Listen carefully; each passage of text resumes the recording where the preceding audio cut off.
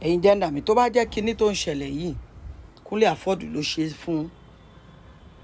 DESOLA Afọ́d àti rí a lot of ẹ̀yin social media bloggers motivational speaker ẹ̀ tí máa tag àwọn ọkùnrin. That is why I do stand for the men.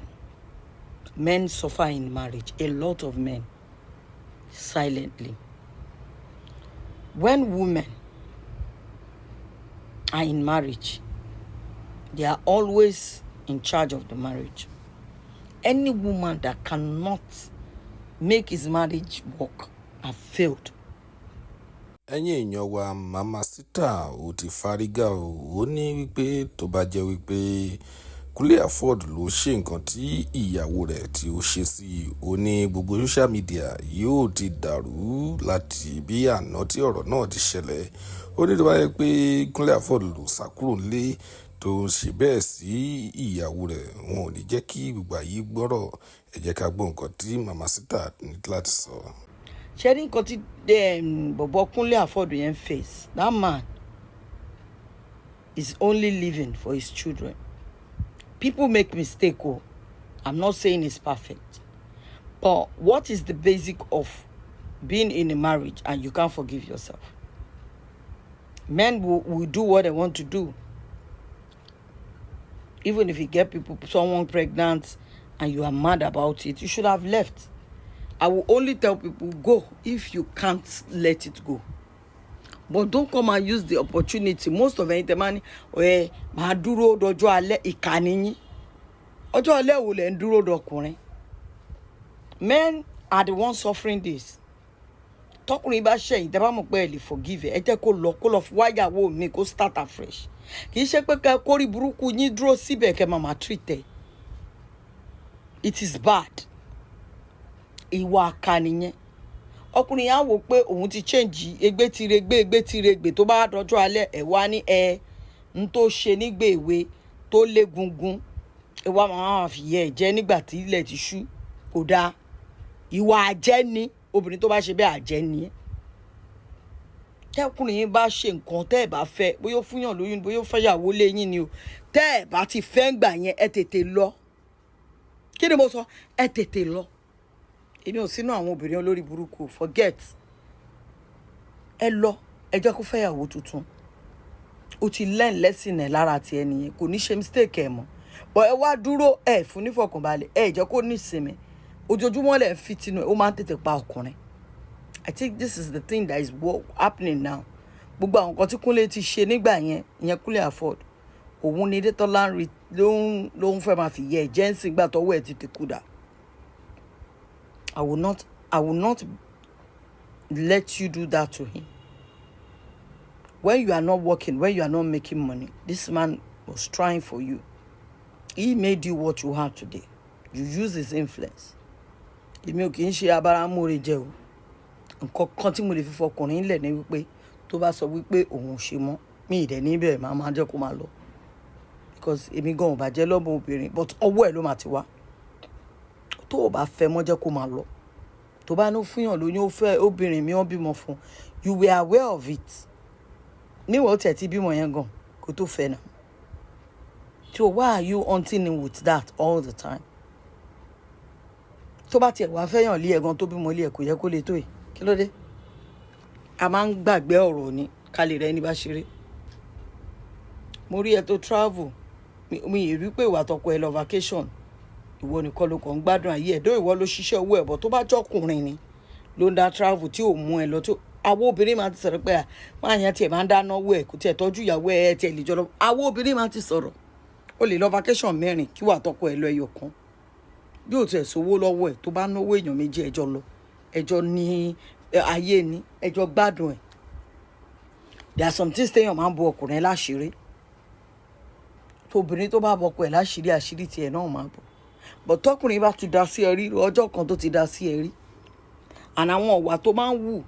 I don't care gbogbo report ti gist of aṣọ tá a rí ń bẹ̀ tó bá jọ tán ni wípé tó bá ti ní lọ ṣe káàbù àwọn ọkùnrin kíní kan èmi ò accuse ẹ but if you are doing it as a married woman tó wà nílé ọkọ ẹ tó tí ì lọ o kò dáa àfàsẹ́yìn ló máa fà fọ́kọ ẹ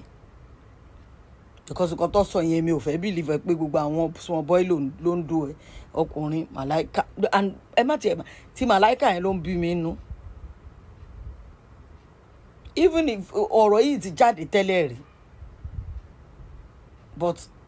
wọ́n wá gbé wallpaper ẹ̀ tó ń lò lórí fóònù ẹ̀ bóyá èèyàn kan gbàdúrà fún màláìka àti wọ ni jọ síndóró tó fẹ́ màláìka gan kò gbé sórí tó yìí tó jẹ́ pé gbogbo ayé mọ̀ pọ́n fẹ́ra wọn gbà yẹn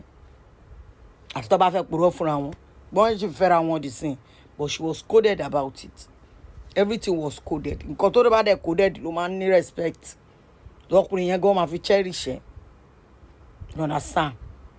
o ò lè ní fan base ẹni ẹ kó máa gbé sórí ọkọ ẹ wà ń bẹ